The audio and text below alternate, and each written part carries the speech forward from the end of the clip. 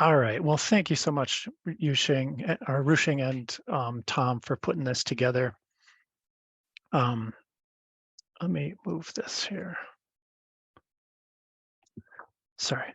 And Rushing, in particular, I want to thank you for your efforts and commend you for trying to keep these traditional biological EM techniques and our industry in the forefront and in the limelight, and try to.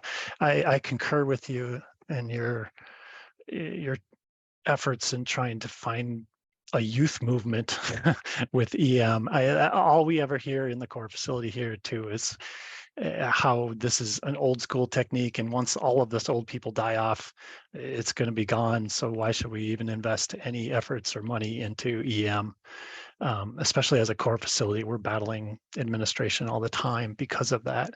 So I'm really glad for forums like this and the ability for us to get together and cheer each other on and hopefully fight the good fight. Today, I'm going to talk about a project that we completed recently that used infrared branding in combination with serial block SEM to help pinpoint a very particular region of interest in some mouse brain tissue. Take a look at this image here to the right. So this is one of the images from our data set, and this will help give you a better understanding of the challenge of this project and what any of us face when we're doing volume EM, especially with such a complex tissue like brain. So this is a single image from a 3D volume. This is mouse cortex. We've got a neuronal cell body up here. Can you guys see my pointer? Hopefully. Neuronal cell body up I here. don't see your pointer. Okay, Trace. let yeah, me I work. see it now. Yeah. Can you see? Okay, great. It's a little arrow. Yeah. Yeah, sorry for that. My laser pointer drags a little bit. But anyway, we've got a neuronal cell body here. It looks like an axon coming off one end of it here. Another neuronal body up here with a little bit of nucleus showing. We've got longitudinal sections through axons and maybe some thicker dendrites. Then we've got some blood vessels, 3 or 4 of them here, it looks like, with red blood cells inside of them. But take a look at the rest of this area here and appreciate how dense it is. Trace, I'm sorry to interrupt. I don't know if other people are having this problem, but I can just, your mouse is going, as you're describing things, it's going over Too your slow. slide, which says using info. I don't know if other people are seeing the same thing that I'm seeing, which is your title slide, which is split in 2, and your image is on the right and your title's on the left, and you're describing things, but I see your mouse hovering on the left side, which is the way it is. Let me try. Seeing this also? Can you see my pointer? Yes, Kedar, I'm seeing that as well. So this is not the correct slide? No, hopefully you guys are all seeing the title slide here. Yeah. Can you see my laser pointer right in the middle of the serial block image here? Yes. Okay, let me stick with that then. I apologize. Anyway, so let's take a look at the neuropeel here and appreciate how dense this is. So this is the dendrites and the terminal ends of neurons coming together to form this like extremely dense forest of cell-cell interaction and contact points. Now think about the challenge of trying to find one specific area of contact between 2 or 3 cells. That was the challenge that we were given for this project here today. But thankfully, it wasn't quite as daunting of a task as I first thought it would be. So there are some ways to introduce fiducials along the way, and we'll talk about that in a bit here. But first, let's have a little bit of fun. I thought we'd try to have some art history this morning. So take a look at this quote from Michelangelo, because I think it's particularly fitting for our group, especially the serial block community. In every block of marble, I see a statue as plain as though it stood before me. I've only to hew away the rough walls that imprison the lovely apparition and reveal it to the other eyes as mine see it. So this is totally us, right? This is serial block EM, except instead of chiseling out Italian marble like Michelangelo is doing, we're chopping away at hunks of EPON resin, trying to find that perfect hidden data deep within some piece of blackened processed tissue. And just like Michelangelo, we have to remember that we really aren't creating anything as we're doing this. We're just uncovering what's already there, right? That's the job of a microscopist, to visualize what's already there and portray it as accurately as we can. So Michelangelo tried to portray as accurately as he could by studying human anatomy. And I love this picture here. This is often used example of how well he was at studying anatomy. So there's a tiny little muscle in all of our forearms that bulges out here, but it only bulges out when the pinky finger is lifted up a little bit higher than the rest of the fingers. And Michelangelo was astute enough to know that that muscle was there for one thing, and then to make sure that he showed it in his carving because he had studied anatomy so well. So that's a good lesson for the youth of the young microscopists in the group here.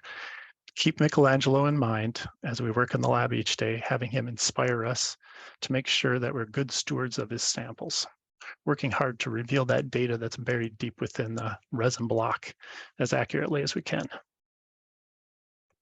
Okay, let's talk about the actual sculpture that we worked on here in this project. This was our challenge. One day, a while back, a client came into the core and showed me these beautiful 2-photon images where he had labeled different types of neurons as well as glial cells. And he was looking at areas where these 3 cells interconnect and talk to each other. And he found this particular junction right here, where a normal excitatory neuron labeled in blue here was sitting next to an inhibitory cell labeled in red, and then a glial cell labeled with GFP here in green. And he asked me, can we visualize this spot using serial block SEM? And I was like, sure. And then I got back to my office and I started researching it because I had no idea how we were going to do this. But luckily, he had some great ideas on how to proceed. So all of this work here was done by Dr. Koichi Harawaka, who's working in the laboratory of Dr. Longjung Wu here at Mayo Clinic in the Department of Neurology. And it's been pre-published in bioarchives. It's under review right now at Nature Neuromedicine, I think, or Nature Neurology. Dr. Koichi and his lab work on neuronal signaling. And in this particular study, they're looking at what happens to our brains after administration of general anesthesia. Specifically, they're looking at what happens to the brain during that recovery period after anesthesia has been removed. So if you look at this cartoon here, typically what happens when we go under anesthesia, there's a inhibitory response that's initiated, and you get these inhibitory neurons labeled in red here, reaching out to the normal excitatory neurons, sending them a signal to slow down and shut down brain activity. But how does that brain activity come back? That's the question, after the anesthesia has been removed. This is important to study because there's a lot of clinical manifestations after anesthesia that physicians have to deal with, like seizures, hyperactivity, and hypoactivity when the brain just doesn't come back to normal activity. So this is what they thought was happening in this particular junction right here. You've got the neural cell and then both neurons together with this inhibitory neuron. And the question was, how are we going to find this particular neuron? So I didn't really explain here. So their hypothesis in this study was that the glial cell would come in after anesthesia has been removed and kind of wrap around the inhibitory synapse, creating kind of a physical barrier blocking that inhibitory response or that inhibitory signal going to the neuron, and thus bringing the brain back to life and allowing the neurons to fire normal after anesthesia. So our question was, how are we going to find this exact synapse to confirm it by 3D EM? And that's where the infrared branding came into place. So if you haven't used infrared branding before, I highly recommend this reference here, this 2011 Nature Methods paper. They did actually use this, they used brain in this study also, and we used a lot of their work here as a reference for what was done with our project. So here are the steps that Koichi took to introduce the branding. First, there was in vitro 2-photon imaging that he did using a cranial implant in the mice to visualize the specific area of interest that he wanted, with looking at synapses and glial cells. Then the mouse was sacrificed and perfused with PFA, and that specific region of interest was dissected out. Put it onto a slide and cover slipped it, and then he was able to go back to the 2-photon and initiate the 800 nanometer laser and just draw a brand around that specific area of interest. Here it shows up as bleaching. The GFP just kind of bleaches out. And there's some trial and error with this process. We found that it was really useful to focus the burns at different levels in the Z-plane, so that when you're slicing in the SEM, you have some room once you see that initial burn mark to actually work, and you won't overcut your sample. So after the burns were in place, tissue was placed into EM fixative with glutaraldehyde and ready to go for trimming for EM processing. And I highlighted the burn marks here, but you actually could see them by eye under a light microscope. And I highly recommend at this point, if you have it, to take images of the unprocessed tissue. Comes in handy later on. So we didn't do anything particularly special as far as trimming prior to processing for SEM. I would just recommend to be very diligent with what you're doing and maintain orientation of the tissue the whole time. Notch a corner or two so that you can track which side is up or down. As we know, once this gets processed, the tissue becomes black and it doesn't quite look like this for sure, and it's hard to know which side is up and down. This is what the tissue looks like after being processed.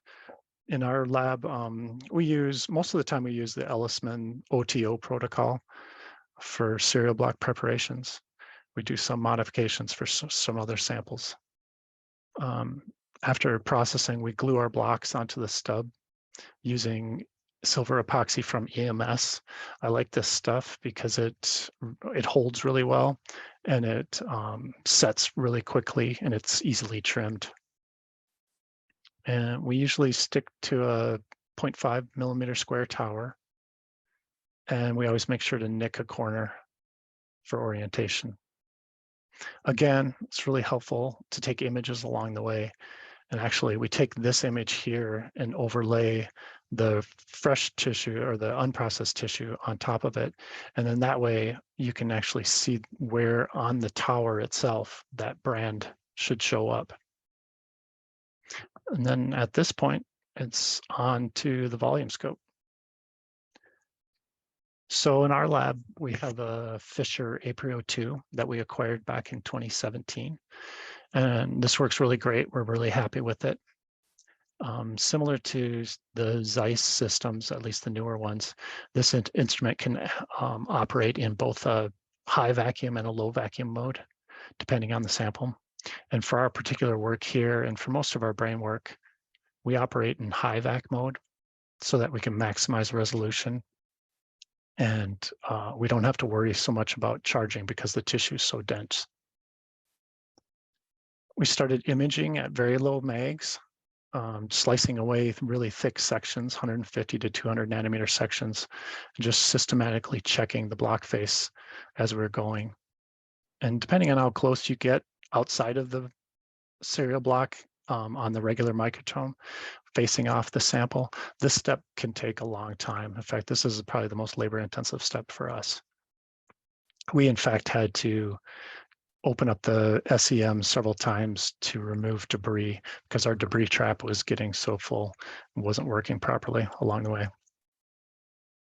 Once we found the initial burn marks, this is what they look like here.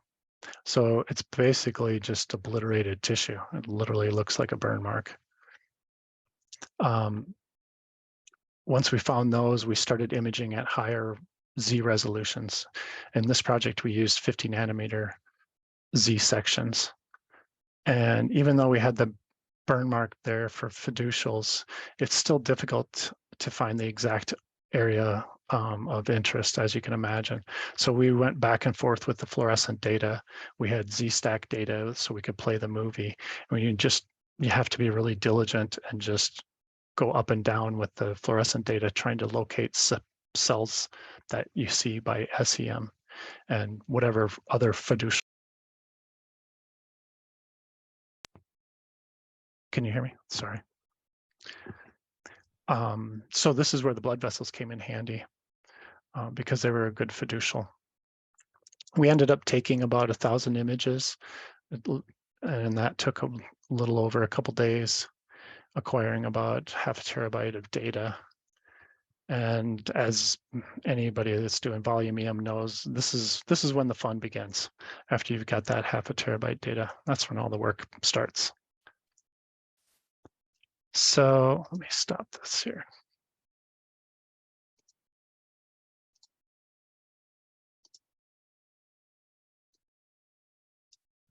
Here's the final product of the 3D of this 3D endeavor. Once again, we have the 2-photon data that was able to localize the region of interest. And then we move on to the 3D reconstruction. We've got the glial cell here reconstructed in green, the excitatory neuron in blue, and then the inhibitory synapse here, this inhibitory bouton in red. And we were able pretty convincingly here to show to confirm the 2-photon data that we had seen earlier, that the microglial cell does indeed seem to wrap around that inhibitory bouton and form kind of a physical block to the excitatory neuron. And you can really see that here in the movie if I play it. I'm having troubles with my laser pointer. So hopefully this movie will play. I know it's a little glitchy, but maybe I'll stop it. And you can see how that microglial cell really does wrap around the bouton from that inhibitory synapse, the inhibitory neuron.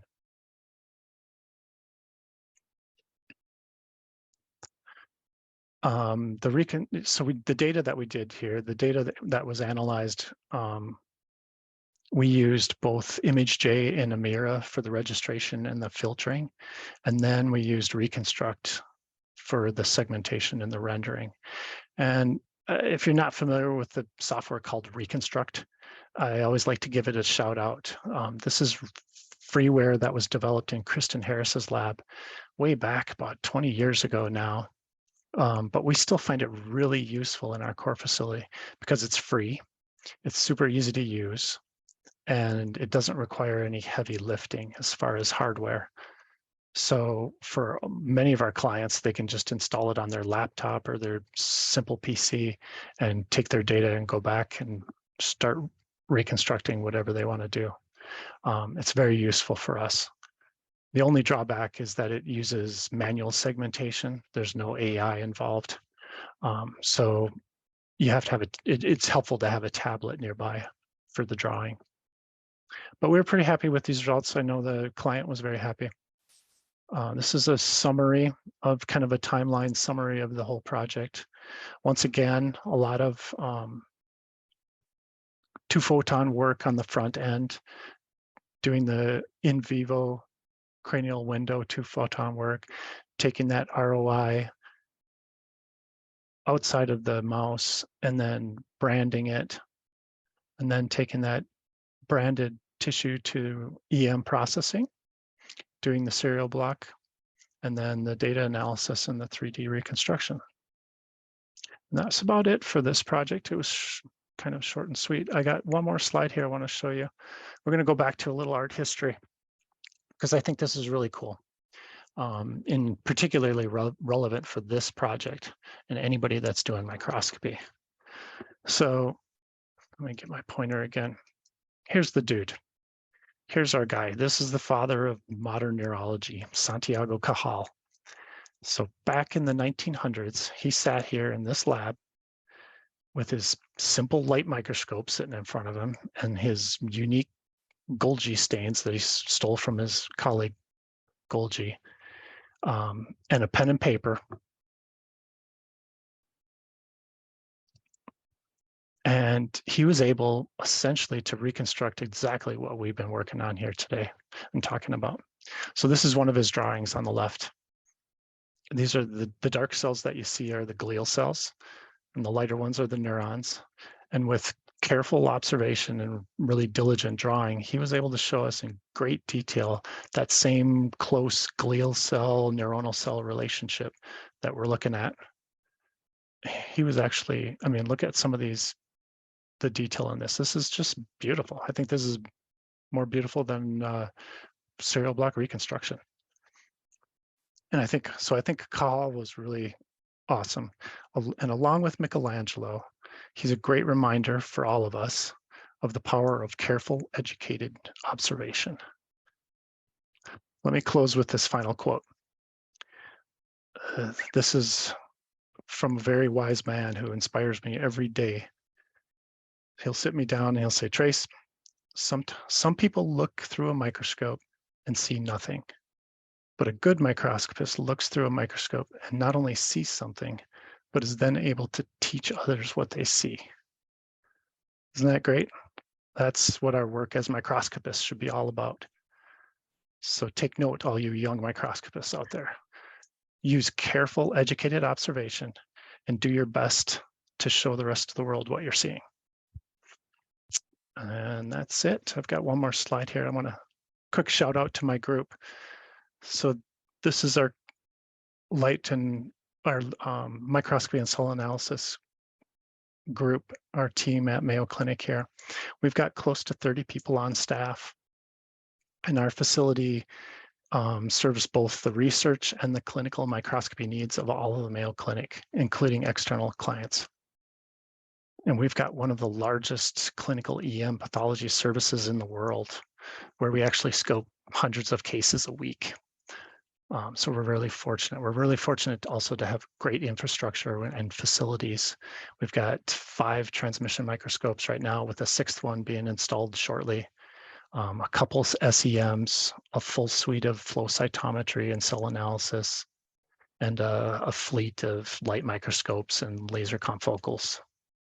So if you happen to be nearby and brave enough to face the Minnesota winters, we just got about 6 inches of snow this morning. Come on, stop in, or if you're interested in using our facility at all, please feel free to contact us. Thank you very much. Thank you, Trace. We will be coming close to you this summer, Trace. Yes, that is true. You should plug the M&M meeting here a little bit. So the M&M meeting this coming summer will be in Minneapolis, just a short car ride away from Mayo Clinic. So please come down if you're going to be at M&M. I might come. Yeah. Okay, Alice, please ask your questions. Go ahead. Very nice talk, Trace, and I hope you will submit abstract to M&M to give a talk there. Okay, I really like your last slide though. I know it's a very good for them, good microscopy to be able to do that, to recognize whatever other people cannot be recognized. That's the way we educate all the research community.